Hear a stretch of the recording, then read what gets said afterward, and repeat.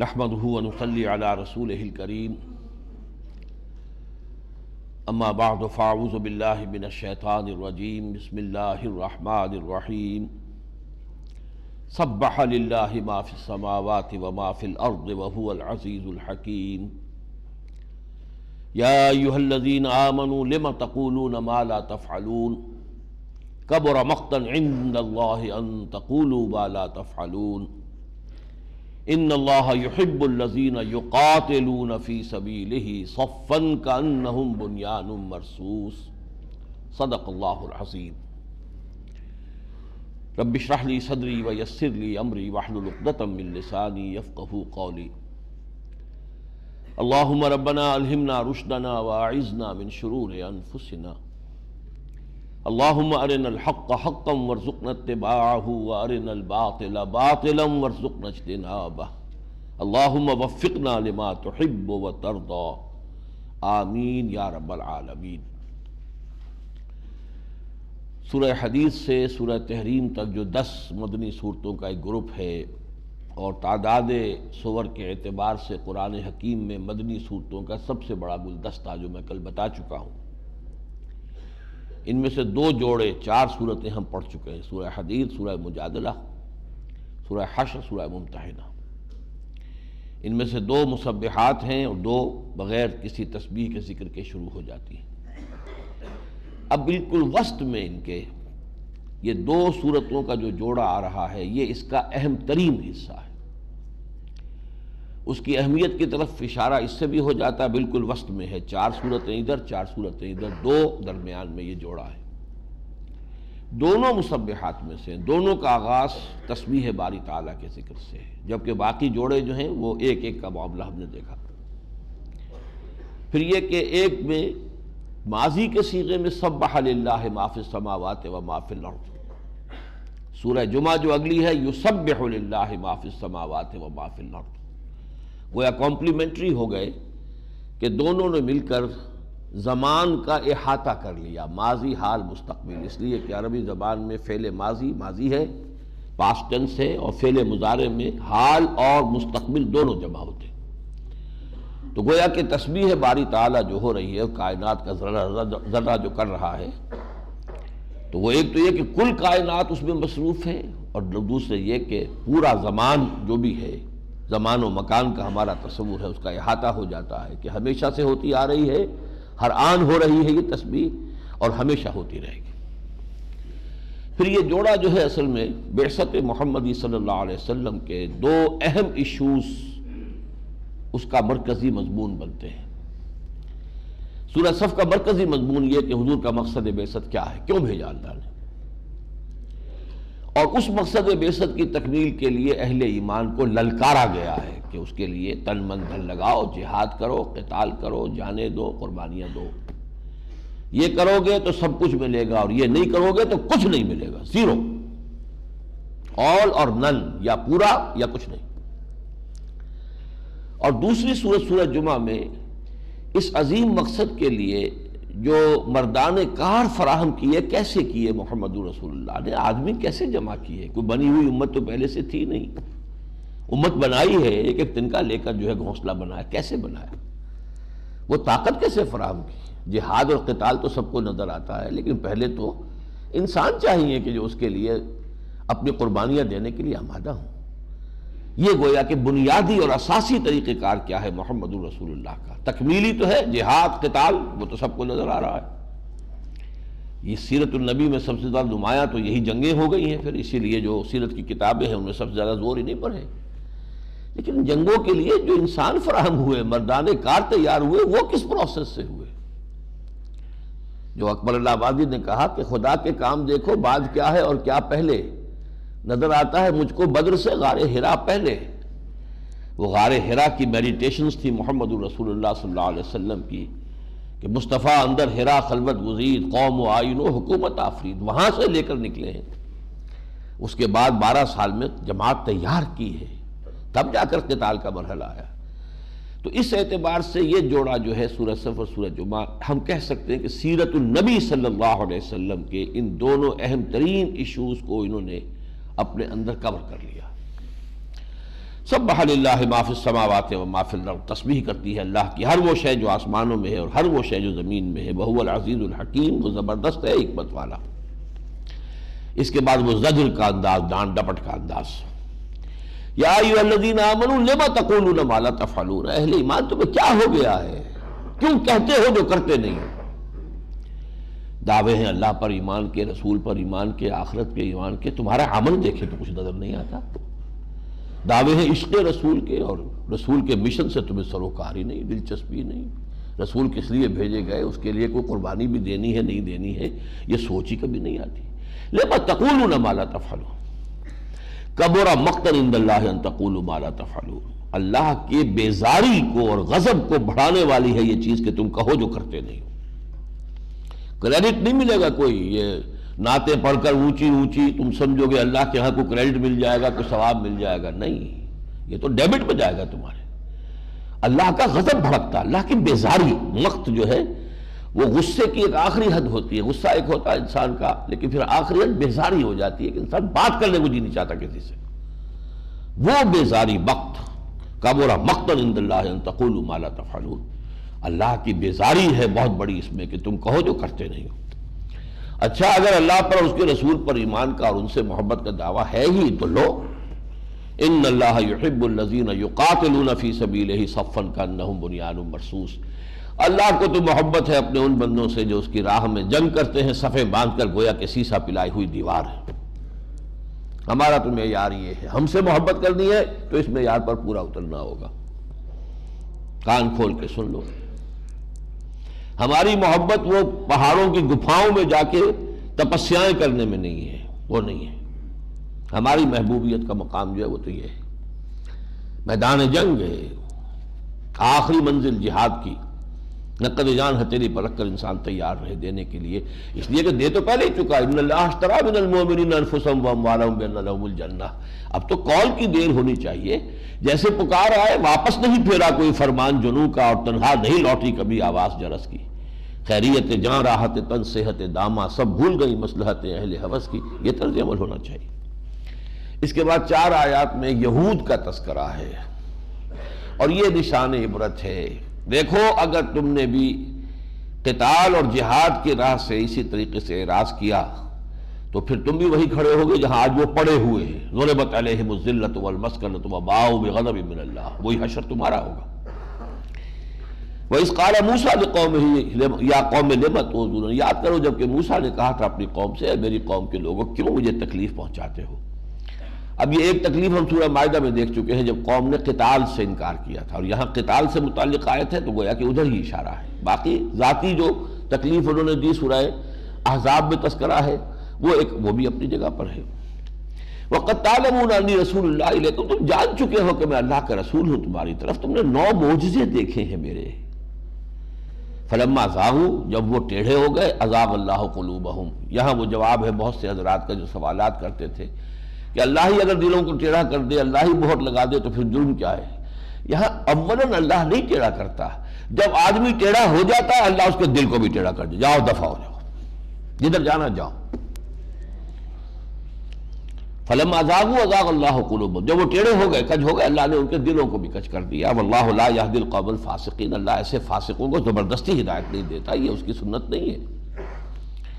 وَإِذْ قَالَ عِيسَىٰ ابْنُ مَرْيَمَ يَا بَنِي اسرائیل، دوسرا دور آیا تاریخ بنی اسرائیل کا، یاد کرو جب کہ کہا تھا مریم کے بیٹے عیسیٰ نے، اے بنی اسرائیل انی رسول اللہ الیکم، میں اللہ کا رسول ہوں تمہاری جانب، مصدقا لما بین یدی من التوراۃ، تصدیق کرتے ہوئے آیا ہوں اس کی کہ جو میرے سامنے موجود ہے تورات میں سے، ومبشرا برسول، اور ایک رسول کی بشارت دیتے ہوئے آیا ہوں، یاتی من بعدی، جو میرے بعد آئیں گے، اسمہ احمد، جن کا نامی ہے احمد مجتبیٰ صلی اللہ علیہ وسلم۔ حضور کا آسمانی نام احمد ہے، زمینی نام جو رکھا گیا وہ محمد ہے۔ فلما جاءہم بالبینات قالوا ھذا سحر مبین، جب وہ آئے ان کے پاس واضح اور واضح ترین معجزات لے کر، انہوں نے کہا یہ تو کھلیرا جادو ہے۔ یہ ان کے جرم کی دوسری قسط ہو گئی۔ اب تیسری قسط ہے وَمَنْ أَظْلَمُ مِمَّنِ افْتَرَىٰ عَلَى اللَّهِ الْكَذِبَ وَهُوَ يُدْعَىٰ إِلَى الْإِسْلَامِ، اب محمد نے بلا رہے ہیں صلی اللہ علیہ وسلم اسلام کی طرف، ان سے بڑھ کر ظالم کون ہوگا جو اللہ پر جھوٹ گھڑے، جبکہ انہیں پکارا جا رہا اسلام کے لیے، اسلام کی طرف۔ واللہ لا یہدی القوم الظالمین، اللہ ایسے ظالموں کو ہدایت نہیں دیتا۔ حضور پر طرح طرح کے اعتراضات جڑ رہے ہیں، طرح طرح کی باتیں کہہ رہے ہیں، ہم سے تو اللہ نے یہ عہد لے لیا تھا، ہم نہیں مانیں گے کسی رسول کو جب تک کہ وہ ایسی قربانی پیش نہ کریں کہ جسے آگ آسمان سے اتر کر کھا جائے۔ ہم سب پڑھ چکے ہیں چیزیں۔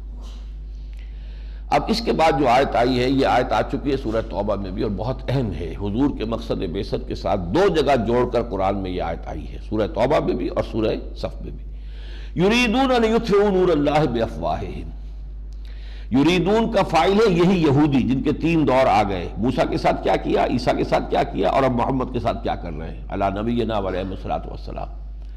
اب فرمایا ان کے عزائم کیا ہیں؟ یہ چاہتے ہیں کہ اللہ کے نور کو اپنے منہ کی پھونکوں سے بجھا دیں۔ سازش اس وقت بھی کر رہے تھے اور آج بھی کر رہے ہیں۔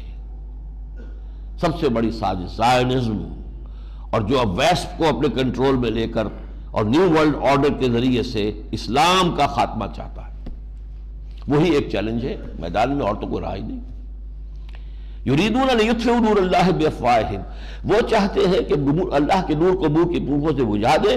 واللہ متم نورہ ولو کرہ الکافرون، اللہ اپنے نور کا اتمام فرما کر رہے گا چاہے یہ کافروں کو کتنا ہی ناگوار ہو۔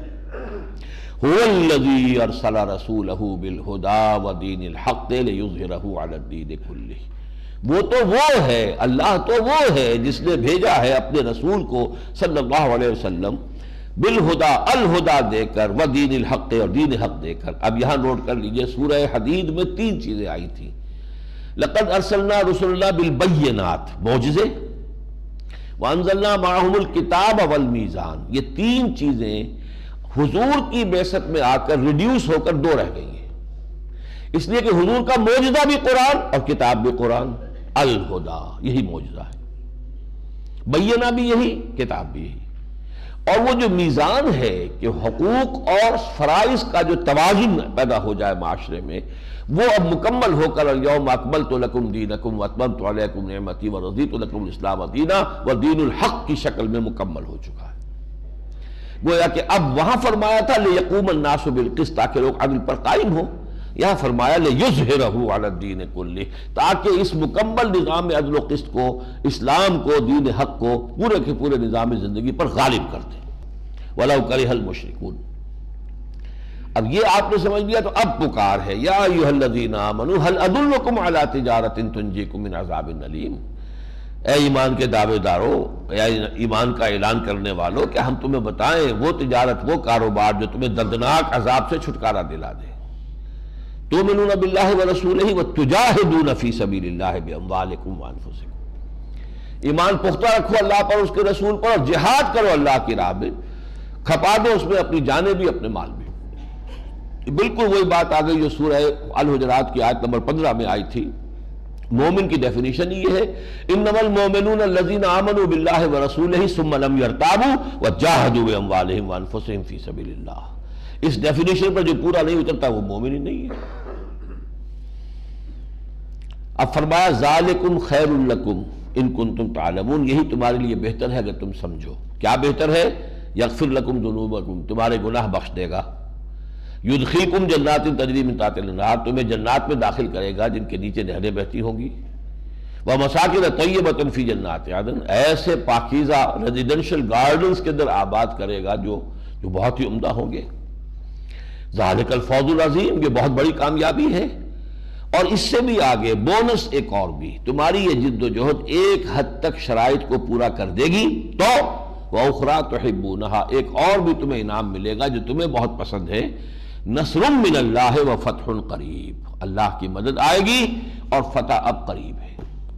اس لیے کہ یہ سن 6 میں نازل ہو رہی ہے سورت، جبکہ واقعتاً حضور اور آپ کی جماعت جو ہے کوالیفائی کر چکے تھے اور ان مراحل سے گزر چکے تھے۔ غزوہ احزاب کے بعد حضور نے فرما دیا تھا کہ اب یہ آخری بار تھی کہ قریش ہم پر چڑھ کر آئے ہیں، لن تغزوکم قریش بعد عامکم ھذا ولکنکم تغزونہم، اب انیشیٹو ہماری طرف سے ہوگا۔ چنانچہ آپ نے سفر کیا عمرے کے لیے اور صلح حدیبیہ ہو گئی،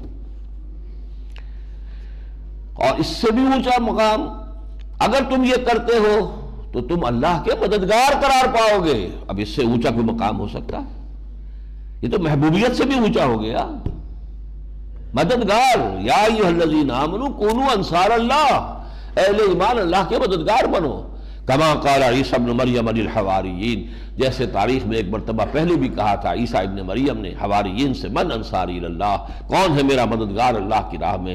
قال الحواریون نحن انصار اللہ، حواریین نے کہا کہ ہم ہیں اللہ کے مددگار۔ فآمنت طائفۃ من بنی اسرائیل وکفرت طائفہ، تو بنی اسرائیل میں سے ایک گروہ ایمان لایا، ایک گروہ جو کفر پر اڑا رہا، ایک حزب اللہ بن گئی، ایک حزب الشیطان بن گئی۔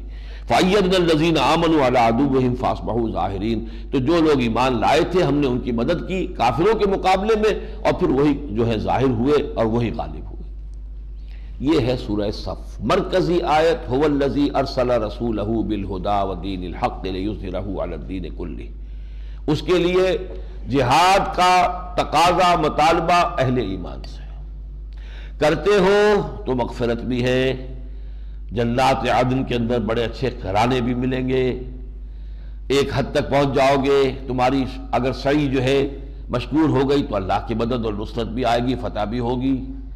اس سے اونچا مقام اور کیا چاہتے ہو کہ اللہ کے مددگار قرار پا جاؤ گے؟ نہیں کرتے ہو تو واپس چلیے، عذاب علیم سے چھٹکارا پانے کا خیال بھی تمہارا اپنا خیال ہے، موہوم خیال ہے، نہیں ہو سکتا۔ اور اگر یہ نہیں کرتے ہو تو گویا کہ تم یہود کے نقش قدم پر چل رہے ہو، اور اگر یہ تم نہیں کرتے ہو تو گویا کہ قول اور عمل کے تضاد میں مبتلا ہو کہ جو اللہ کے غضب کو بھڑکانے والی شے ہے۔ اور ویسے تم زبان سے تسبیح و تقدیس کرو تو ہماری کائنات کا ذرہ ذرہ کر ہی رہا ہے، تمہاری کسی تقدیس کی ضرورت نہیں ہے۔ یہ ہے اس ڈائریکشن میں جا کر واپس آ کر اس سورہ صف کے مضامین کا تجزیہ۔ اب سورۃ الجمعہ، بسم اللہ الرحمن الرحیم۔ یسبح للہ ما فی السماوات و ما فی الارض الملک القدوس العزیز الحکیم، تسبیح کرتی ہے اور کرتی رہے گی ہر وہ شے جو آسمانوں میں ہے اور ہر وہ شے جو زمین میں ہے اس اللہ کی جو الملک ہے، بادشاہ ہے، جس کی بادشاہت کے قیام کے لیے یہ جد و جہد ہے، جہاد القتال، کیونکہ اس کی بادشاہت کے خلاف بغاوت ہو گئی ہے۔ ظہر الفساد فی البر والبحر، بادشاہ حقیقی تو وہ ہے، ہمارا تمہارا خدا بادشاہ، لیکن وہ خدا بادشاہ کہاں ہے؟ وہ تو مسجدوں کے اندر بند ہے۔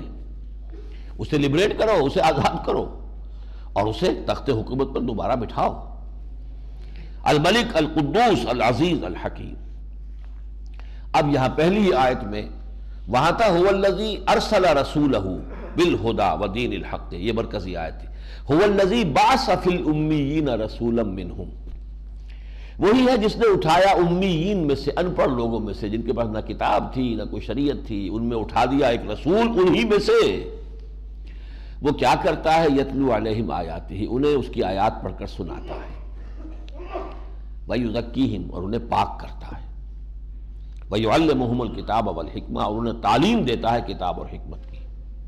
وَإِن كَانُوا مِن قَبْلُ لَفِي ضَلَالٍ مُبِينٍ، حالانکہ یقیناً اس سے پہلے تو وہ بالکل ایک گمراہی میں مبتلا تھے، ان کے پاس نہ کوئی کتاب تھی۔ جب حضور کے بارے میں فرمایا مَا كُنتَ تَدْرِي مَا الْكِتَابُ وَلَا الْإِيمَانُ، آپ کو کچھ پتہ نہیں تھا کتاب کیا ہوتی ہے، ایمان کیا ہوتا ہے، تو باقی لوگوں کا اور یہ کہ جگراچے رسد والی بات ہے، وہ کچھ بھی نہیں جانتے تھے۔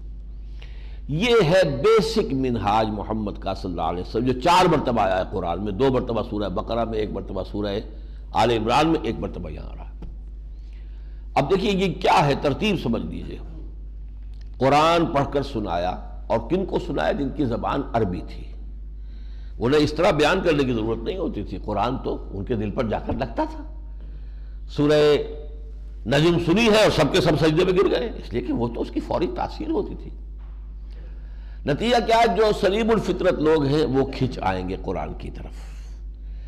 جیسے وہ پہلے کہیں ہم نے 5ویں جماعت میں داخل ہوتے ہی تجربہ جو کیا تھا، سائنس کی کلاس پہلی جو ہوئی تھی پریکٹیکل کی، لوہ چون اور لکڑی کا برادہ ہے، مکسچر ہے، اسے علیحدہ علیحدہ کرو۔ کیسے کرو گے؟ آئرن فائلنگ سے، اور لکڑی کا برادہ ہے۔ میگنیٹ لے لو، اس میگنیٹ کو پھراؤ گے، وہ لوہ چون جو ہے وہ آئرن فائلنگ اس کے ساتھ چمٹ جائیں گی، اور برادہ نہیں چمٹے گا، وہ رہ جائے گا، علیحدہ علیحدہ ہو گیا۔ قرآن کو پھراؤ، یہ میگنیٹ ہے فطرت انسانی کے لیے، کھینچ لیتا ہے۔ جن کی روح ذرا بھی زندہ ہے، لمن کان لہ قلب او القى السمع وهو شہید، جو سورہ قاف میں ہم نے پڑھا، وہ کھینچ آئے گا، باقی پھوک رہ گیا۔ اب یہ جو آ گئے ہیں ان کو اب تربیت دو، ان کا تزکیہ کرو۔ تزکیہ کیسے ہوگا؟ جیسے جیسے ایمان اندر جاتا جائے گا، اندر منور ہو جائے گا ان کا باطن، اور یہ جو بھی ضلالتیں ہیں اور گمراہیاں ہیں اور شیڈز ہیں ڈارکنسز کے، یہ خود بخود دور ہو جائیں گے۔ غلط خیالات، غلط نظریات ہی سے تو غذا مل رہی تھی نا، غلط عادات، غلط اعمال کو۔ دو ہی چیزیں انسان میں ہے، اس کا فکر اور اس کا عمل۔ فکر کے مطابق عمل ہوتا، فکر غلط تھی عمل غلط تھا، فکر صحیح ہو گئی عمل صحیح ہو جائے گا، اور یہ پت جھڑ کے پتوں کی طرح جھڑ جائیں گے۔ اب انہیں کتاب اور حکمت کی مزید تعلیم دے کر پختہ کر دو۔ یہ ہیں وہ لوگ جو اب جہاد کریں گے، قتال کریں گے۔ تو گویا کہ پہلا مرحلہ کیا ہے؟ Procurement of man power, human potential, مردان کار قرآن کے ذریعے ہوگی۔ قرآن سے کھینچو، قرآن ہی سے تزکیہ کرو، اس لیے کہ لقد جاءتکم موعظۃ من ربکم وشفاء لما فی الصدور، یہی معجزہ بھی ہے اور سینوں کے اندر جو روگ ہیں ان کا علاج بھی ہے۔ تو یہ پورا عمل اب قرآن کے گرد گھوم رہا ہے۔ پھر ان کو جمع کرو، جمع کیسے کرو؟ وہ سورہ صف میں آ گیا، من انصاری اللہ، اب کون ہے میرا مددگار اللہ کی راہ میں آئے اور میرے ساتھ جوائن ہینڈز کرے، مجھ سے بیعت کرے، میرا ساتھی ہو جائے۔ پھر جہاد اور قتال۔ وآخرین منہم، اور یہ محمد کو جو ہم نے بھیجا ہے صرف ان امیین کے لیے نہیں بھیجا صلی اللہ علیہ وسلم، اوروں کے لیے بھی بھیجا ہے جو انہی میں سے ہیں، لما یلحقوا بہم، ابھی ان میں شامل نہیں ہوئے۔ یعنی حضور کی بعثت جو ہے صرف اہل عرب کے لیے نہیں ہے، تو پوری دنیا کے لیے ہے۔ ایک ایک کر کے قومیں آئیں گی اور شامل ہوتی جائیں گی۔ سب سے پہلی قوم فارسی قوم آئی، آخرین، اسی لیے حضور نے سلمان فارسی کی طرف رضی اللہ تعالیٰ عنہ اشارہ کیا جب پوچھا گیا حضور یہ آخرین سے کیا مراد ہے؟ آپ نے فرمایا اس کی قوم۔ شامی آ گئے، مصری آ گئے، ادھر سے بربر آ گئے، ادھر سے پھر اور جو بھی ترک آ گئے، آتے چلے گئے، ہندی آ گئے، سندھی آ گئے، یہ آخرین ہے۔ لما یلحقوا بہم وہو العزیز الحکیم، وہ زبردست ہے حکمت والا۔ ذالک فضل اللہ یؤتیہ من یشاء واللہ ذو الفضل العظیم، یہ اللہ کا بہت بڑا فضل ہے، جس کو چاہتا ہے وہ دیتا ہے، اور اللہ بڑے فضل کا مالک ہے۔ مثل الذین حملوا التوراۃ ثم لم یحملوها، جیسے مسلمانوں آج تمہیں یہ قرآن کا ہتھیار دیا جا رہا ہے، معجزہ دیا جا رہا ہے، یہ اسی طرح اس سے پہلے تم سے پہلے تورات کی حامل بنائی گئی تھی ایک قوم۔ مثل الذین حملوا التوراۃ ثم لم یحملوها، جو حامل تورات بنائے گئے پھر اس کی ذمہ داریوں کو انہوں نے ادا نہ کیا، کمثل الحمار یحمل اسفارا، ان کی مثال ان گدھوں کی سی ہے جن پر کتابوں کا بوجھ لدا ہوا ہو۔ چار پائے برو کتابیں چند، مکالمات فلاطون کے ڈھیر لگا کے جو ہے، یا تفسیر رازی کی 30 کی 30 جلدیں گدھے کی پیٹھ پر رکھ دے، اسے کیا حاصل؟ تو وہ قوم جو حامل کتاب الہی اس گدھے کے مانند ہو جاتی ہے۔ قرآن مجید کوئی نہیں، doesn't mince its words، بات صاف کرتا ہے، اپنی جگہ پر سمجھ، یا اہل القرآن لا تتوسطوا القرآن، اے قرآن والو قرآن کو تکیہ نہ بنا لینا، سہارا نہ بنا لینا اپنے لیے کہ ہم قرآن والے ہیں۔ اس قرآن کے حامل ہونے کی ذمہ داریاں ہیں، وَاتْلُوهُ حَقَّ تِلَاوَتِهِ فِي آنَاءِ اللَّيْلِ وَالنَّهَارِ وَافْشُوهُ وَتَغَنَّوْهُ وَتَدَبَّرُوا فِيهِ لَعَلَّكُمْ تُفْلِحُونَ، یہ حق ادا کرو قرآن کا۔ بئس مثل القوم الذین کذبوا بآیات اللہ، بری ہے مثال اس قوم کی جس نے کہ اللہ کی آیات کو جھٹلایا، واللہ لا یہدی القوم الظالمین، اللہ ایسے ظالموں کو زبردستی ہدایت نہیں دیتا۔ اب یہاں جھٹلانا یہ ہم پہلے بھی پڑھ چکے ہیں، جھٹلانے سے مراد زبان سے انہوں نے کبھی نہیں کہا کہ تورات اللہ کا کلام نہیں ہے، یہ ہے عملی تکذیب، تکذیب بالعمل۔ ایک ہے تکذیب باللسان، زبان سے کہنا کہ یہ غلط ہے، یہ نہیں ہے، اللہ کا کلام نہیں ہے، ایک ہے تکذیب عمل سے۔ اچھا یہ تکذیب کیوں کرتی ہے قوم؟ اس کا بھی یہاں پہ تشخیص کر دی کہ اے مسلمانوں تم پر بھی سب کچھ آنا ہے جو پہلوں پر آیا تھا۔ ایک غرہ ہو جاتا ہے ہم تو فلاں کے دامن سے وابستہ ہیں، ابراہیم کی اولاد ہیں، نحن ابناء اللہ واحباہ، ہم تو حضور کی امت مرحومہ میں سے ہیں، محمد کے امتی ہیں، کچھ بھی ہیں، زانی ہو، شرابی ہو، بدماش ہو، چور ہو، ڈاکو ہو، لیکن تیرے محبوب کی امت میں ہیں، لہذا ہمارا تو جو حق ہے جنت جو ہے وہ تو بالکل ریزرو ہونا چاہیے۔ یہ مغالطہ ہوتا ہے۔ قل یا ایھا الذین ھادوا، اب یہ بھی پچھلوں میں گفتہ آیت در حدیث دیگراں، خوش طرح باشد کے سر دل براں، گفتہ آیت در حدیث دیگراں، یہود کے تذکرے میں ہمیں آئینہ دکھایا جا رہا ہے۔ کہہ دیجئے اے وہ لوگوں جو یہودی ہو گئے ہو، اگر تمہیں یہ گمان ہے، انظام تم انکم اولیاء للہ، کہ تم اللہ کے بڑے چہیتے ہو، لاڈلے ہو، دوست ہو، من دون الناس، لوگوں کو چھوڑ کر، فتمنوا الموت ان کنتم صادقین، ایسے ہی سچے اللہ کے دوست تو تمہیں موت کی تمنا کرنی چاہیے۔ دوست سے ملاقات کی جلدی ہوتی ہے یا اس سے دور رہنے کو آدمی پسند کرتا ہے؟ وَلَا يَتَمَنَّوْنَهُ أَبَدًا بِمَا قَدَّمَتْ أَيْدِيهِمْ، سورہ بقرہ میں 2 دفعہ مضمون آ چکا ہے، یہ ہرگز کبھی بھی تمنا نہیں کریں گے موت کی۔ یہ تو چاہتے ہیں کہ 1000 برس زندگی ہو جائے، يَوَدُّ أَحَدُهُمْ لَوْ يُعَمَّرُ أَلْفَ سَنَةٍ وَلَا يَتَمَنَّوْنَهُ أَبَدًا بِمَا قَدَّمَتْ أَيْدِيهِمْ وَاللَّهُ عَلِيمٌ بِالظَّالِمِينَ، اللہ ان ظالموں سے خوب واقف ہے۔ قُلْ إِنَّ الْمَوْتَ الَّذِي تَفِرُّونَ مِنْهُ فَإِنَّهُ مُلَاقِيكُمْ، اے نبی کہہ دیجئے ان سے وہ موت جس سے تم بھاگتے ہو، کتنا ہی بھاگو وہ آ کر تم سے ملاقات فرما لے گی۔ فَإِنَّهُ مُلَاقِيكُمْ، وہ آ جائے گی ملاقات کے لیے۔ ثُمَّ تُرَدُّونَ إِلَىٰ عَالِمِ الْغَيْبِ وَالشَّهَادَةِ، پھر تمہیں لوٹا دیا جائے گا اس ہستی کی طرف جو کھلے اور چھپے، حاضر اور غائب سب کی جاننے والی ہے۔ فَيُنَبِّئُكُم بِمَا كُنتُمْ تَعْمَلُونَ، پھر وہ تمہیں بتا دے گا جو کچھ کہ تم کر کے آئے۔ اب دوسرا رکوع مختصر ہے 3 آیات کا، اس میں جمعے کا حکم ہے اہمیت کے ساتھ، اس لیے کہ یہ جو قرآن کی تعلیم کا کام حضور نے کیا، یتلو علیہم آیاتہ ویزکیہم ویعلمہم الکتاب والحکمہ، جس سے ابتداءً آپ نے ایک جماعت تیار کی، پھر اسی عمل کو اسلامی نظام قائم ہونے کے بعد نماز جمعہ کی شکل میں دوام دے دیا گیا کہ یہ اسلامی جماعت جو ہے حزب اللہ انقلابی پارٹی، اس کا ہفتے وار اجتماع ہو، لوگ نہا دھو کر آئیں، کپڑے بدل کر آئیں، اچھے ماحول میں، کوئی نائب رسول ممبر رسول پر کھڑے ہو کر وہی کام کرے، یتلو علیہم آیاتہ ویزکیہم ویعلمہم الکتاب والحکمہ۔ تعلیم بالغان کا اس سے بڑا نظام دنیا میں اس کی نظیر پیش نہیں کی جا سکتی۔ کروڑوں انسان آج بھی جاتے ہیں نہا دھو کر، کپڑے بدل کر، تر و تازہ ہو کر، اگرچہ وہاں روح وہ نہیں رہی، وہ تو ایک ریچول بن گیا ہے، رسم بن گئی ہے، لیکن پھر بھی کھنڈر بتا رہے ہیں عمارت عظیم تھی، یہ عمارت قائم کی تھی محمد رسول اللہ صلی اللہ علیہ وسلم۔ یا ایھا الذین آمنوا اذا نودی للصلاۃ من یوم الجمعۃ فاسعوا الی ذکر اللہ وذروا البیع، اہل ایمان جب تمہیں پکارا جائے نماز کے لیے جمعے کے دن، یعنی جمعے کی نماز کے لیے، فاسعوا الی ذکر اللہ، تو لپکو اللہ کی یاد کی طرف، وذروا البیع، اور کاروبار چھوڑ دو، ذالکم خیر لکم ان کنتم تعلمون، یہی تمہارے لیے بہتر ہے اگر تم سمجھو۔ فَإِذَا قُضِيَتِ الصَّلَاةُ، اور جب نماز ادا ہو چکے، فَانتَشِرُوا فِي الْأَرْضِ، تو زمین میں منتشر ہو جاؤ، وَابْتَغُوا مِن فَضْلِ اللَّهِ، اللہ کا فضل تلاش کرو۔ یہ پورے دن کی پابندی جو یہود پر تھی سبت کی، وہ ختم کر دی گئی۔ جتنا عرصہ نماز کا ہے، اذان سے لے کر نماز کے ادا ہونے تک کاروبار دنیاوی مطلقاً حرام ہے۔ اس کے بعد تو خاص طور پہ ترغیب ہے، جاؤ اور کام کرو۔ پہلے کے لیے البتہ یہ ہے کہ حدیث میں جو ترغیب آتی ہے وہ اس بات کی ہے کہ جلد سے جلد جا کر مسجد میں کوئی نوافل ادا کرو، کچھ اور کرو، لو لگاؤ اللہ کے ساتھ، اگرچہ وہ فرض نہیں ہے، لیکن جتنا جلدی، تبکیر کہتے ہیں اس کو، جتنا جلدی پہنچے انسان، اور اس کے لیے نہانے دھونے، اپنے اعصاب کو تر و تازہ کرنے میں اس کی تیاری ذہنی اور نفسیاتی جو ہے جمعے کی ہو، تو واقعہ یہ کہ جمعے کے نصف اول کی اگر تعطیل ہو تو وہ بہت مناسب بات ہے، قرآن مجید کے اس فلسفے کے مطابق ہے۔ فَإِذَا قُضِيَتِ الصَّلَاةُ فَانتَشِرُوا فِي الْأَرْضِ وَابْتَغُوا مِن فَضْلِ اللَّهِ وَاذْكُرُوا اللَّهَ كَثِيرًا لَعَلَّكُمْ تُفْلِحُونَ، جب نماز ادا ہو جائے تو پھر زمین میں منتشر ہو جاؤ اور فضل کر اللہ کا تلاش کرو، اور اللہ کو یاد کرتے رہو کثرت کے ساتھ تاکہ تم فلاح پاؤ۔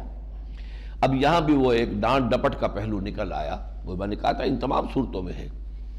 وَإِذَا رَأَوْا تِجَارَةً أَوْ لَهْوًا انفَضُّوا إِلَيْهَا وَتَرَكُوكَ قَائِمًا، کہیں ایک موقع پر قحط پڑا ہوا تھا اور اجناس کی بہت کمی تھی، اور یہ کہ اچانک جب جمعے کے لیے حضور خطبہ دے رہے تھے تو گھنٹیوں کی آواز آئی کہ کوئی قافلہ آ گیا باہر سے، وہ لے کر گندم وغیرہ، تو اب سب لوگوں کو اندیشہ ہوا کہ اگر ہم پیچھے رہ گئے تو ہم رہ جائیں گے، لوگ جلدی جائیں گے وہ لے لیں گے، تو تقریباً سب لوگ جو ہیں حضور کو کھڑا چھوڑ کر چلے گئے، کچھ لوگ رہ گئے صرف، تو اس پر سرزنش ہوئی ہے۔ البتہ اس میں ایک بات جو ہے سمجھ میں آتی ہے کہ ایک خیال یہ ہے کہ اس وقت جمعے کا خطبہ بھی نماز کے بعد ہوتا تھا، جیسے عیدین کا خطبہ نماز کے بعد ہوتا ہے، تو لوگوں نے یہ سمجھا کہ نماز تو ہو چکی، اب تو یہ ایک اضافی سا واعظ ہے جو ہو رہا ہے، لہذا چلے گئے۔ لیکن یہ کہ کہا یہ جا رہا ہے کہ اصل میں نماز جمعہ کو جمعہ بنانے والی شے ہی خطبہ ہے، ورنہ تو ظہر کی نماز میں 4 رکعتیں ہیں، یہ 2 رکعتیں جو ہے کم کر کے 2 فرض رکھے گئے اور 2 خطبے اس کی جگہ پر رکھے گئے۔ اصل میں یہ خطبہ ہے جو مقصود ہے تاکہ تذکیر ہو، تعلیم ہو، یتلو علیہم آیاتہ ویزکیہم ویعلمہم الکتاب والحکمہ کا جو عمل ہے، عمل نبوی ہے، اس کو دوام حاصل ہو اس جمعے کے خطبے کے ذریعے سے، مقصود یہ ہے۔ قل ما عند اللہ خیر من اللہو ومن التجارہ، کہہ دیجئے جو کچھ اللہ کے پاس ہے جو اجر و ثواب وہ اس تجارت سے بھی اور کوئی کھیل تماشا ہو تو اس سے بھی بہت بہتر ہے۔ واللہ خیر الرازقین، اللہ بہترین رزق دینے والا ہے۔ تیسری صورت، اور یہ جوڑا ہے اب اس اعتبار سے کہ منفی پہلو ایمان کا، ایمان کی متضاد دو چیزیں ہوں گی، کفر، کھلم کھلا کفر، اور نفاق، چھپا ہوا کفر۔ تو یہ چونکہ صورتیں وہ ہیں جو مسلمانوں سے بحث کر رہی ہیں، اس میں وہ کفر جو ہے کھلم کھلا قانونی کفر، اس سے بحث نہیں ہے، بلکہ یہ چھپا ہوا کفر جو ہے اندر کا، یعنی منافقت، اس کے موضوع پر جیسا کہ میں نے آپ کو بتایا تھا 11 آیتوں پر مشتمل یہ صورت جو ہے جامع ترین ہے۔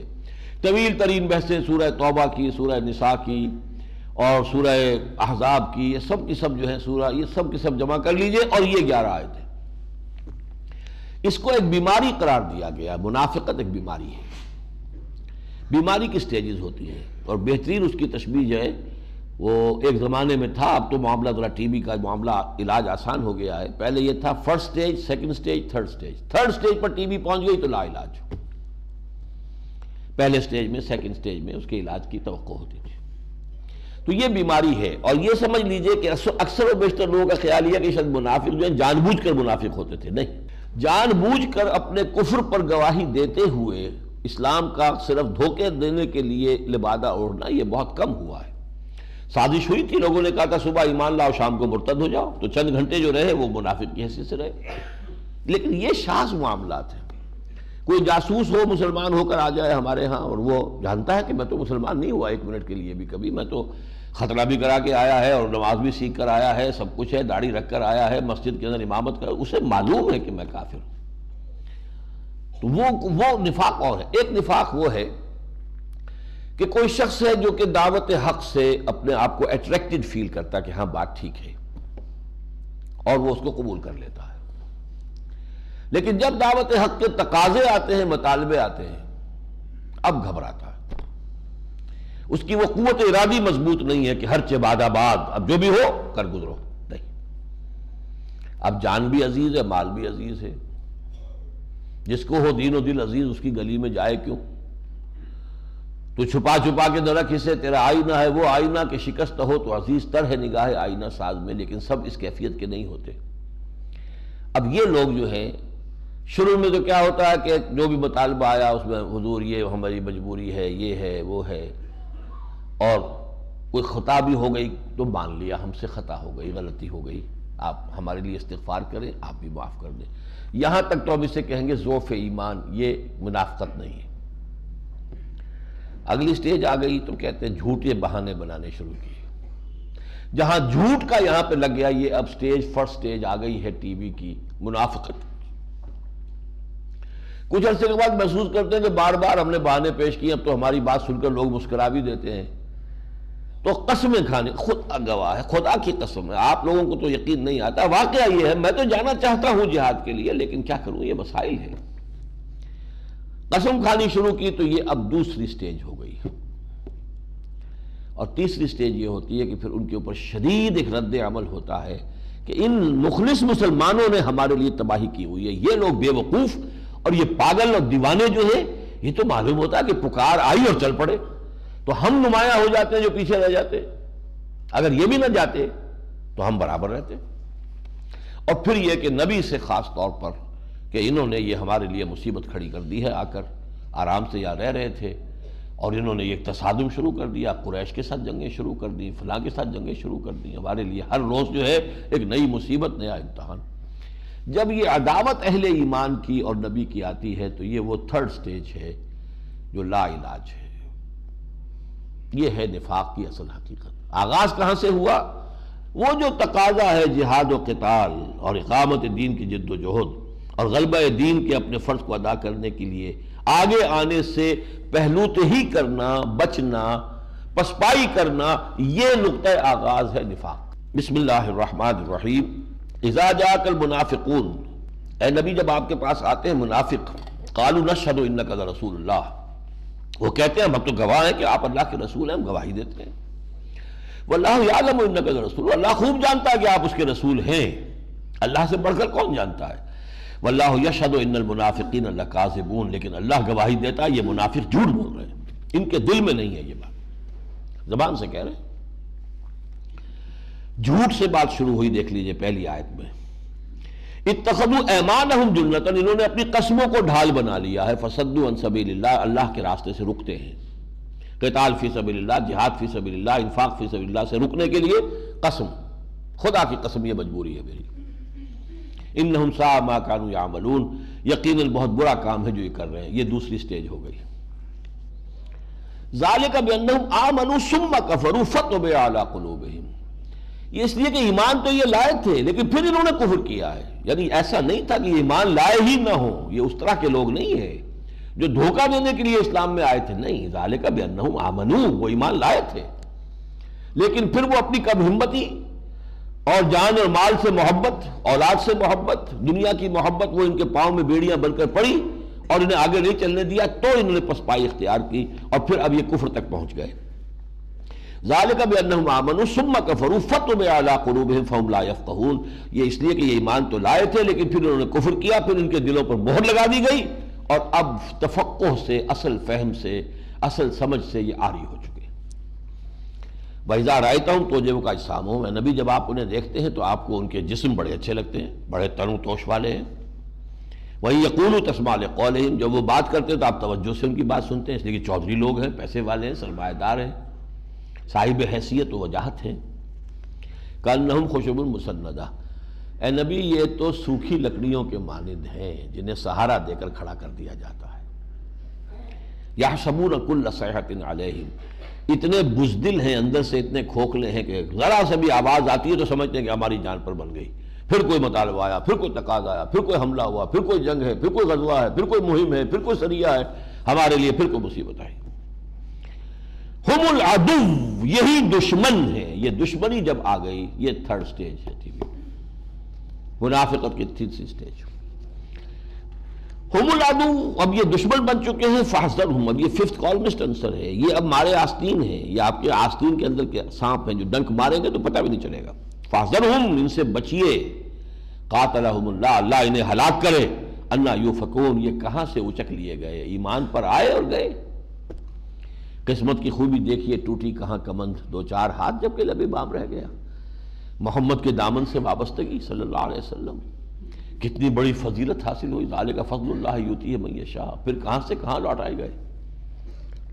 وَإِذَا قِيلَ لَهُمْ تَعَالَوْا يَسْتَغْفِرْ لَكُمْ رَسُولُ اللَّهِ، جب ان سے کہا جاتا ہے آؤ بھائی اللہ کے رسول کے پاس آؤ، اللہ کے رسول استغفار کریں گے تمہارے لیے، اللہ سے معافی چاہیں گے، لَوَّوْا رُؤُوسَهُمْ، وہ اپنے سروں کو مٹکاتے ہیں، وَرَأَيْتَهُمْ يَصُدُّونَ، تم دیکھتے ہو کہ وہ رک جاتے، آتے نہیں، وَهُمْ مُسْتَكْبِرُونَ، تکبر کرتے، ہم کیوں جائیں محمد کے پاس استغفار کرنے کے لیے، ہم نے کوئی جرم تو نہیں کیا، ہماری مجبوری ہے، ہمارا یہ ہے، ہمارا وہ ہے۔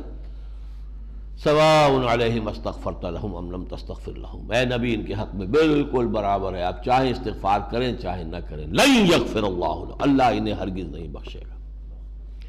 یہ آیت اس سے بھی 70 گنا زیادہ سختی کے ساتھ سورۃ توبہ میں آ چکی ہے۔ استغفر لہم او لا تستغفر لہم، ان تستغفر لہم 70 مرۃ لن یغفر اللہ لہم، اگر آپ 70 مرتبہ بھی استغفار کریں گے تب بھی اللہ انہیں معاف نہیں فرمائے گا۔ ان اللہ لا یہدی القوم الفاسقین، اللہ ایسے فاسقوں کو زبردستی ہدایت نہیں دیتا۔ ہم الذین یقولون لا تنفقوا علی من عند رسول اللہ حتی ینفضوا، یہی ہیں وہ لوگ جو کہتے ہیں کہ مت خرچ کرو ان لوگوں پر جو رسول کے پاس جمع ہو گئے ہیں۔ عبداللہ ابن ابی کا یہ قول تھا، یہ بھک منگے آئے تھے، یہ بھوکے ننگے آئے تھے مکے سے، ہم نے پناہ دے دی، اپنے گھر ان کو دے دیے، اب یہ ہمارے خلاف کھڑے ہو گئے، ہمارے غریبانوں کو ہاتھ لگانے لگے۔ ایک معاملہ ہو گیا تھا مہاجرین کا اور انصار کا، تو اس میں یہ کہ یہ بند کر دو ان کو دینا، ان کو سپورٹ کرنا، سب بھاگ جائیں گے، یہ دیکھنا تو بن بستیوں کو تم کے ویراں ہو گئی، یہ دودھ پینے والے مجنو جو ہیں محمد کے گرد جمع ہے، تم نے کھلا کھلا کے ان کو موٹا کیا، سم من کلبک یا کو لوگ، وہی بات ہمارے ساتھ ہو رہی ہے کہ اپنے کتے کو کھلا پلا کے موٹا کرو، کسی روز تمہیں کو چیرے پھاڑے گا، یہ کر رہے ہیں ہمارے ساتھ۔ لیکن یہ کہ وہاں پر ایک نوجوان تھے موجود، زید ابن ارقم، انہوں نے آ کے حضور کو بتایا، حضور نے بلایا کہ تم نے یہ بکواس کی ہے، قتل نہیں حضور، قسم کھا گیا نہیں، یہ لڑکا خامخواہ پتہ نہیں کیا بات کر رہا ہے، شرارت پیدا کر رہا ہے۔ پھر یہ آیت اتر گئی تو اللہ نے کہا، اللہ کے رسول نے کہا کہ لڑکے نے صحیح سنا تھا، لڑکے کی تصویب اللہ نے کر دی۔ یہ لوگ ہیں جو کہتے ہیں مت خرچ کرو اللہ کے ساتھ، اللہ کے رسول کے ساتھ جو لوگ ہیں ان پر، یہاں تک کہ وہ منتشر ہو جائیں۔ وَلِلَّهِ خَزَائِنُ السَّمَاوَاتِ وَالْأَرْضِ، حالانکہ آسمانوں اور زمین کے تمام خزانے تو اللہ کے ہیں، وَلَٰكِنَّ الْمُنَافِقِينَ لَا يَفْقَهُونَ، لیکن ان منافقوں کو اصل فہم حاصل نہیں ہے۔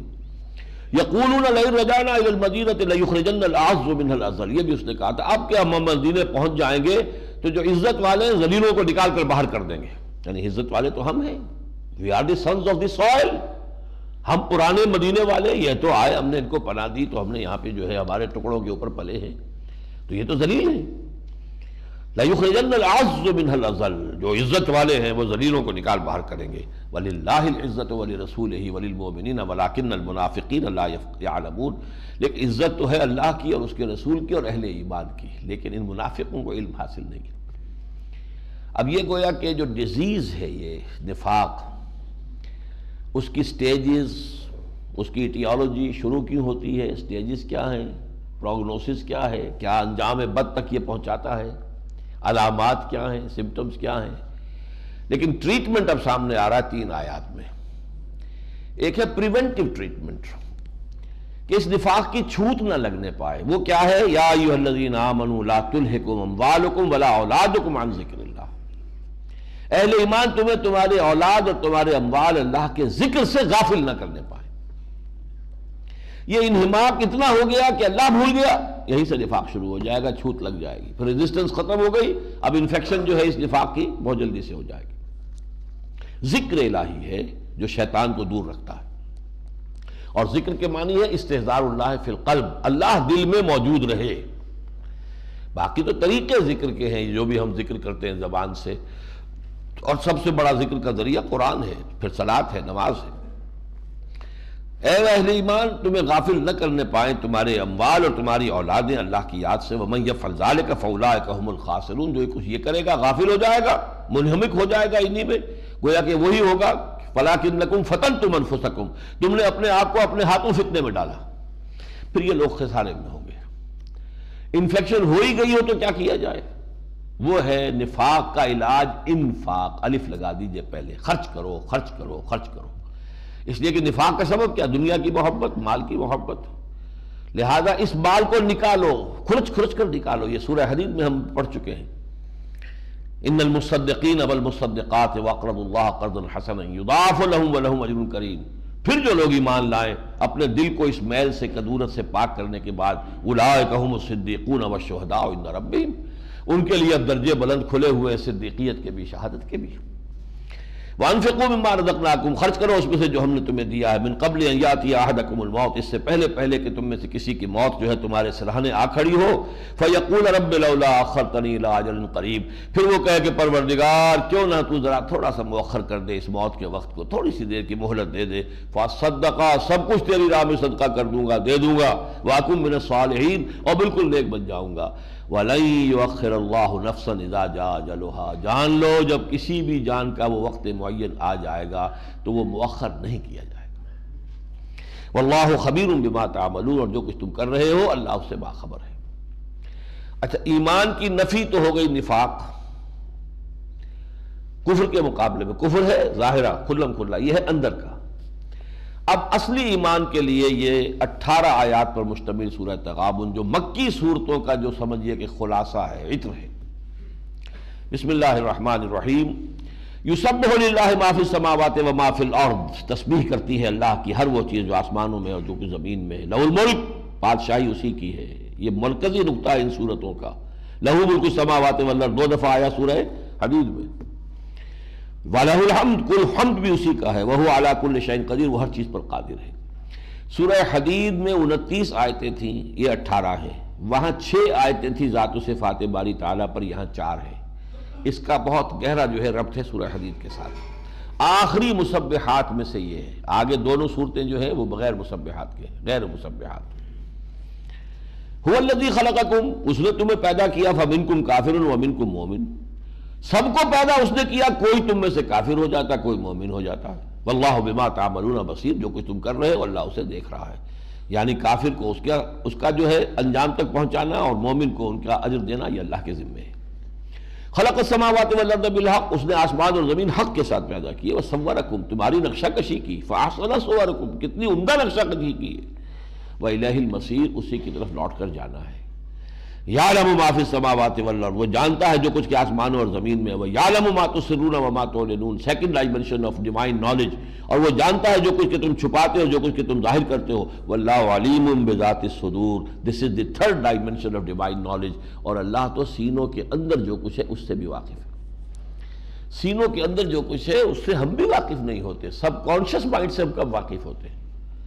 ہم جان بوجھ کر جو چیز چھپا رہے ہیں وہ تو ہمارے علم میں ہے، وہ تو سیکنڈ ڈائمنشن میں آ گیا۔ یعلم ما تسرون وما تعلنون، جو تم چھپاتے ہو اور جو ظاہر کرتے ہو اللہ جانتا ہے۔ اور بہت سی وہ چیزیں جو ہم خود نہیں جانتے، ہمارے سب کانشیس مائنڈ میں جو طوفان اٹھ رہے ہیں وہ اللہ ان کو بھی جانتا ہے، جبکہ ہم ان سے واقف ہی نہیں ہیں۔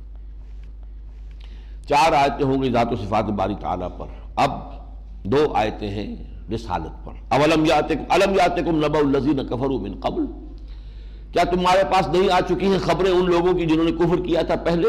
قوم نوح، قوم ہود، قوم صالح، وہ سب ذہن میں رکھیے، چونکہ وہ سب مکی قرآن میں ہے نا، یہ تو مدنی صورت ہے۔ فذاقوا وبال امرہم، تو انہوں نے اپنے کیے کا مزہ چکھ لیا، ہلاک ہو گئی قومیں۔ ولہم عذاب علیم، اور ان کے لیے ابھی دردناک عذاب جو ہے جہنم کا وہ تو ابھی منتظر ہے۔ ذالک بانہ، یہ اس لیے ہوا ان کا حشر اور انجام، کانت تاتیہم رسلہم بالبینات، ان کے پاس ان کے رسول آتے رہے واضح نشانیاں اور معجزے لے کر۔ فقالوا ابشر یہدوننا، تو انہوں نے کہا کیا انسان ہمیں ہدایت دیں گے؟ یہ تو ہم جیسے انسان ہیں، 2 ہاتھ ہمارے 2 ان کے، 2 پاؤں ہمارے 2 ان کے، نہ ان کے کوئی پر ہیں نہ یہ آسمان سے اڑتے ہوئے آئے ہیں۔ ابشر یہدوننا فکفروا، بس انہوں نے اس پر کفر کیا، وتولوا، اور پیٹھ موڑ لی، واستغنى اللہ، اللہ نے بھی شان استغنا کا اظہار کیا۔ واللہ غنی حمید، تم ادھر دفع ہو جاؤ، ہم بھی اپنی توجہ اور عنایت تم سے ہٹا لیتے ہیں، اللہ تو ہے ہی غنی اور حمید۔ ایک آیت میں اب آ رہا ہے آخرت کا تذکرہ، لیکن کس شان سے آ رہا ہے؟ زعم الذین کفروا ان لن یبعثوا، ان کافروں کو یہ زوم ہو گیا ہے، یہ مغالطہ ہو گیا ہے، غلط خیال ہو گیا ہے لاحق کہ یہ اٹھائے نہیں جائیں گے، بعث بعد الموت نہیں ہوگا، کوئی نہیں اٹھنا ہے۔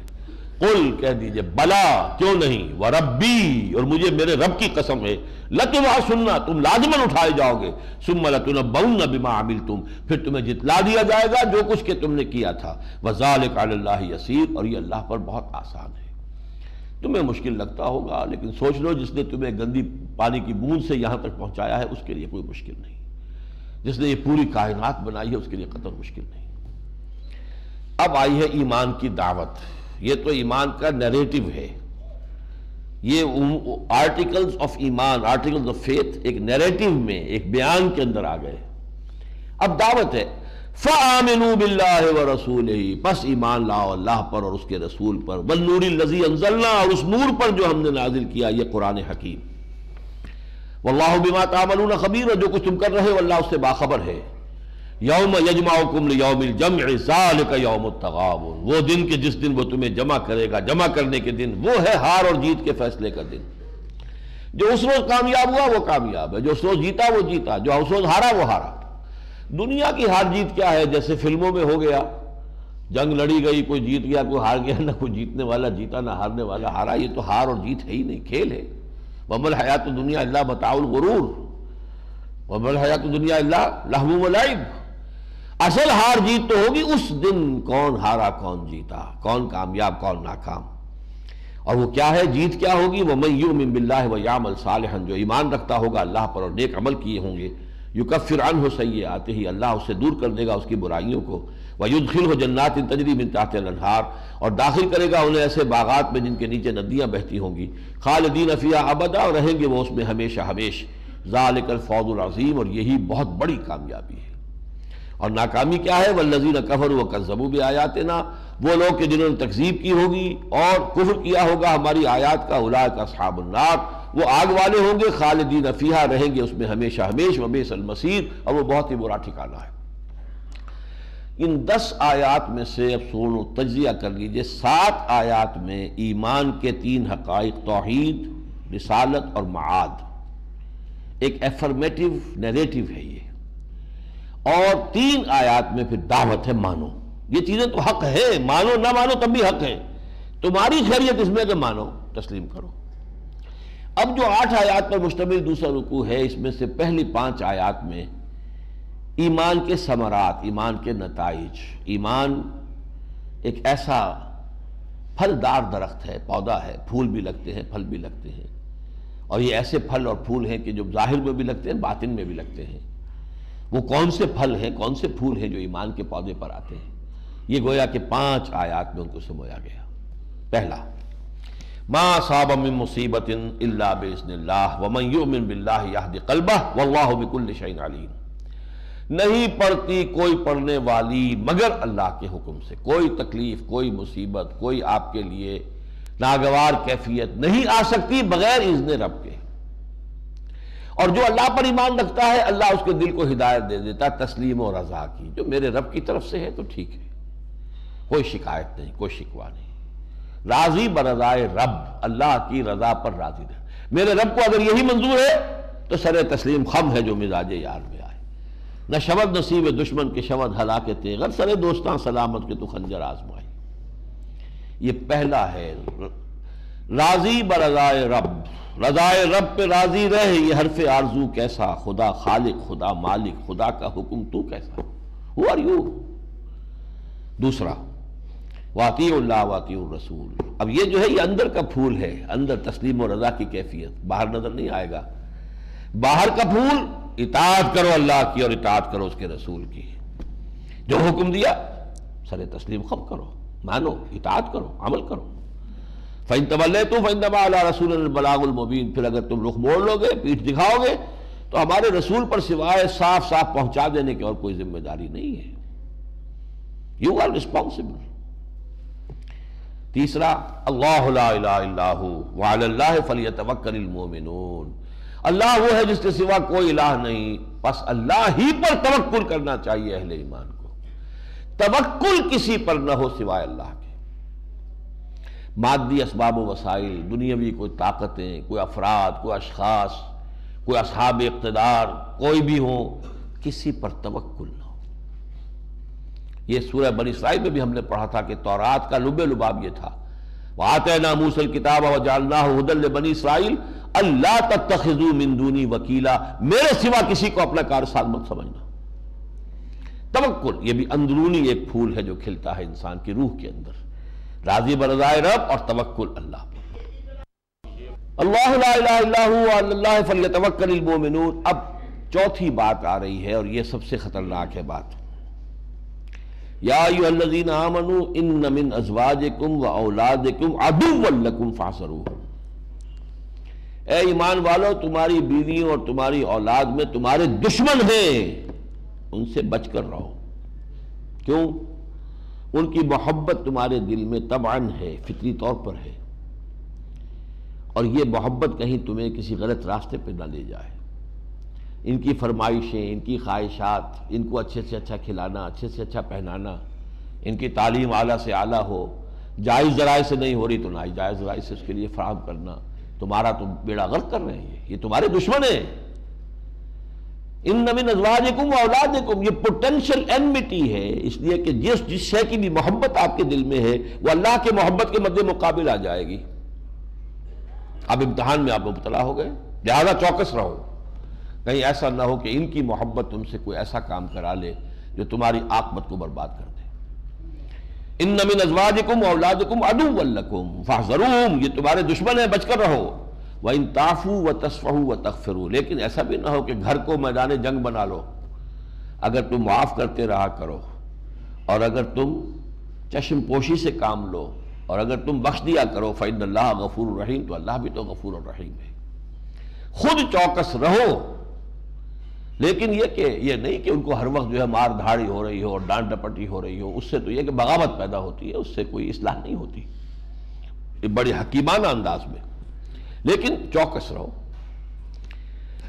پانچویں بات، انما اموالکم واولادکم فتنہ، یقیناً تمہارے اموال اور تمہاری اولاد تمہارے لیے فتنہ ہے۔ یہی سورہ حدید میں آیا تھا، وَلَٰكِنَّكُمْ فَتَنْتُمْ أَنفُسَكُمْ۔ جب ان کی محبت ایک حد سے تجاوز کر جاتی ہے انسان میں تو گویا کہ اس نے اپنے آپ کو اپنے ہاتھوں فتنے میں ڈال دیا۔ یہ فتنہ اللہ کسوٹی پر پرکھ رہا ہے تمہارے ایمان کو اور تمہارے خلوص کو اور صداقت کو۔ واللہ عندہ اجر عظیم، اور یقیناً اللہ ہی کے پاس ہے بہت بڑا اجر۔ 5 آیتوں کے بعد اب 3 آیت میں جیسے وہاں تھا، 7 کے بعد 3 میں دعوت ایمان، یہاں 5 کے بعد 3 میں اب دعوت عمل. ایک آیت بڑی پروفاؤنڈ ہے، فاتقوا اللہ ما استطعتم واسمعوا واطیعوا وانفقوا خیرا لانفسکم ومن یوق شح نفسہ فاولئک هم المفلحون. پس نمبر 1 اللہ کا تقوی اختیار کرو جتنا بھی تمہارے حد استطاعت میں. نمبر 2 سم و طاعت کے نظم سے وابستہ ہو جاؤ. پہلی اطاعت تو اللہ کی تھی، اس کے رسول کی تھی، دوبارہ دہرا کر جو آئی ہے وہ کیا ہے؟ وہ تو یہ کہ اگر اس کی بنیاد پر ریاست قائم ہوگی تو ریاست کا ڈسپلن ہوگا، پھر خلیفہ کی سم و طاعت ہوگی. اگر نہیں ہے تو اس کو قائم کرنے کے لیے جماعت بنانی پڑے گی، اس کی امیر کا ڈسپلن ہوگا، اس کی اطاعت ہوگی. فاسمعوا واطیعوا، سنو اور اطاعت کرو، لسن اینڈ اوبے. اس کے بغیر تو کام ہوگا نہیں. کیسے اللہ کا دین غالب ہوگا؟ موب کے ذریعے یہ کام نہیں ہوتا، یہ ہوتا ہے آرگنائزیشنز کے ذریعے سے، تنظیموں کے ذریعے سے، ڈسپلن آرگنائزیشنز کے ذریعے سے. وَأَنفِقُوا خَيْرًا لِأَنفُسِكُمْ، اور جو بھی ہم نے تمہیں دیا اسے لگا دو اور کھپا دو اور خرچ کرو، مال جان لگا دو. وَمَن يُوقَ شُحَّ نَفْسِهِ، جو اپنے جی کے لالچ اور بخل سے بچا لیا گیا، فَأُولَٰئِكَ هُمُ الْمُفْلِحُونَ، تو وہی ہوں گے فلاح پانے والے. اللہم ربنا اجعلنا منہم، اللہم ربنا اجعلنا منہم. ان تقرضوا اللہ قرضا حسنا، اگر تم اللہ کو قرض حسنہ دو گے، یضاعف لکم، وہ تو تمہارے لیے دگنا چوگنا کرے گا اس کو. وَيَغْفِرْ لَكُمْ، بونس میں تمہیں مغفرت بھی ملے گی، معافی ملے گی، تمہارے گناہوں کی بخشش ہوگی. واللہ شکور حلیم، اللہ تو شکور ہے، بہت قدردانی فرماتا ہے، قدر افزائی فرماتا ہے، حلیم ہے. تم سے مانگ رہا ہے کہ مجھے دو اور نہیں دیتے تو فوراً سزا نہیں دے رہا، تمہاری رسی دراز کر رہا ہے. پھر بھی اپنا دسترخوان تمہارے لیے بچھایا ہوا، کھاؤ پیو، کلو واشربو ولا تسرفوا. حلیم ہے. عالم الغیب والشہادہ، وہ کھلے اور چھپے اور حاضر اور غائب سب کا جاننے والا ہے. العزیز، زبردست ہے. الحکیم، کمال حکمت والا. بارک اللہ لی ولکم فی القرآن العظیم ونفعنی وإیاکم بالآیات والذکر الحکیم.